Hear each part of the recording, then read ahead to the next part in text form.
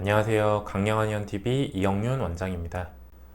날씨가 따뜻해지면서 가벼운 신발이나 단화, 슬리퍼, 차림으로 다니시거나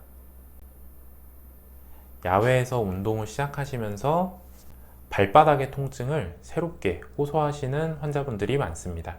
저도 배드민턴을 칠 때 족저근막염으로 초반에 고생을 많이 했는데요. 제가 어떻게 족저근막염이 비교적 쉽게 나았는지 영상 마지막에 알려드리겠습니다. 발바닥에 통증을 유발하는 질환이 다양하게 있지만 그 중에서도 가장 대표적인 질환 족저근막염을 알아보겠습니다.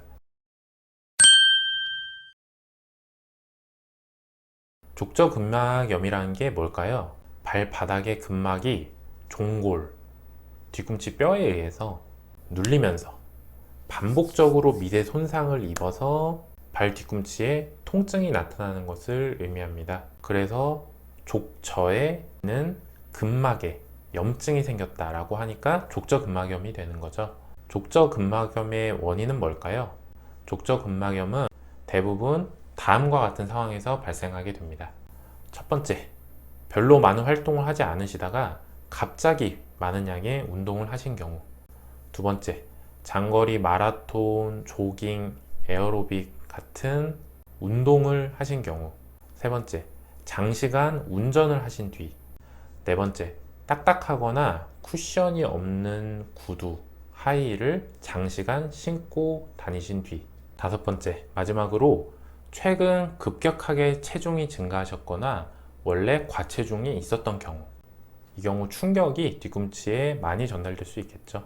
그럼 족저근막염의 증상은 뭘까요? 말 그대로 뒤꿈치 부분에 통증이 오게 됩니다. 발바닥의 앞쪽, 발바닥 뒤쪽, 옆쪽에도 근막이 있는 부위라면 모두 염증이 생겨서 통증이 발생할 수 있습니다. 이 중에서도 뒤꿈치 부분에 통증이 생기는 경우가 가장 흔합니다. 그리고 보통 아침에 일어나서 침대에서 내려오면서 첫 발을 디딜 때 통증이 있어요 라고 말씀 주시는 경우가 많습니다. 또한 활동을 시작하면서 통증이 왔다가 또 하다 보면 점점 통증이 감소됐다가 휴식을 하면 그때 또 통증이 증가하는 이런 패턴을 보이기도 하십니다. 그러면 한의원에서는 어떻게 치료할까요? 족저근막염에 시행하는 침 치료가 효과적이라는 것은 여러 논문과 연구로 증명되어 있는데요. 이때 발바닥 뿐만 아니라 가자미근이나 후경골근 같은 종아리의 후면 근육도 함께 치료해야 치료 속도는 높이고 재발의 가능성은 낮출 수 있습니다. 이때 약침 치료를 병행하는 것이 좋은데요. 특히 봉침 치료나 태반 약침은 해당 부위의 염증을 낮추고 발바닥 근막의 긴장은 낮춰주는 효과가 있습니다. 추나요법 같은 경우에는 만일 한쪽에만 족저근막염이 반복적으로 생길 경우에 골반이나 척추의 변위에 의해서 한쪽에만 체중이 더 실리지 않는지를 확인할 필요가 있습니다. 만일 그렇다면 검사 후에 이를 교정하는 추나요법을 함께 시술하게 됩니다. 이러한 방법을 통해서 대략 2개월 이상의 치료 기간이 필요하게 됩니다. 집에서는 어떻게 하면 좋을까요? 발바닥 근막을 이완시키는 스트레칭을 합니다. 무릎을 펴고 통증이 있는 발을 뒤로 하고 정상적인 발은 앞쪽으로 해서 무릎을 굽힌 상태로요. 벽을 미는 자세를 해서 통증이 있는 발바닥을 쭉 이완시켜 줘야 합니다. 이때 발바닥의 스트레칭 뿐만 아니라 종아리도 함께 스트레칭 되어야 합니다. 신발은 쿠션이 좋은 운동화가 가장 좋으며 군화, 단화, 작업화 등과 같은 바닥이 딱딱한 신발은 증상을 악화시킵니다.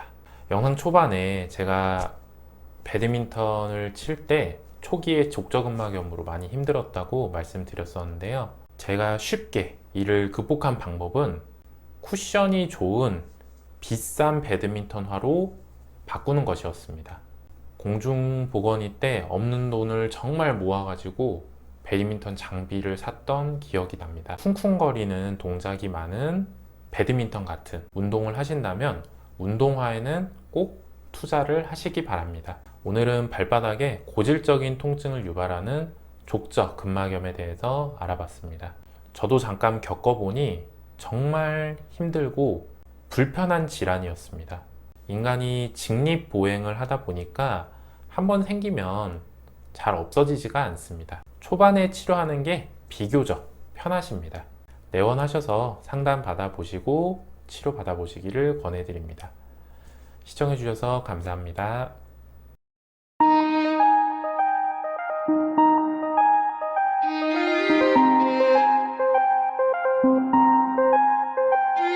Thank you.